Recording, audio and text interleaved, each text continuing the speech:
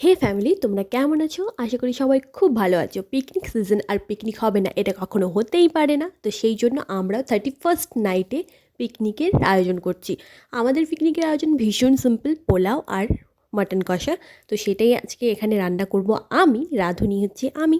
আর খাওয়ার সমস্ত লোকজন যারা, তারা হচ্ছে ও আর ওর বন্ধুরা। আর সাথে আমিও আছি, যদি বেঁচে যাই তাহলে আমি অবশ্যই পাবো। তো যাই হোক, এখানে প্রিপারেশন করা হচ্ছে। আর পোলাওয়ের জন্য সব কিছু রেডি করে দিয়েছি। অলরেডি মাংস আমি কিন্তু চাপিয়ে ফেলেছি। তো ভীষণই মজা করছিলাম।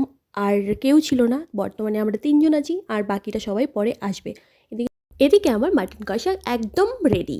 তারপর তোমাদের কার কার সবাইকে রান্না করে খাওয়াতে ভালো লাগে অবশ্যই কমেন্ট করে কিন্তু জানিও। আমারও কিন্তু বেশ ভালো লাগে যখন সবাই রান্না খেয়ে বলে যে খুব ভালো হয়েছে, সেই প্রশংসাটা অন্যরকম।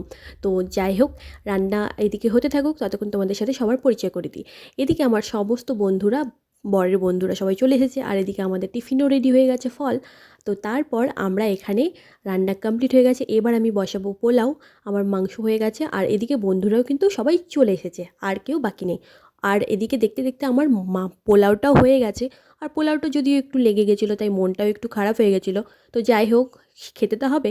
তাই আমাদের পিকনিকের এবার খাওয়া দাওয়া শুরু। সবাই একদম হাঁড়ি কড়াই নিয়ে বসে গেছি। চলো, আজকের মতো শুভরাত্রি, দেখা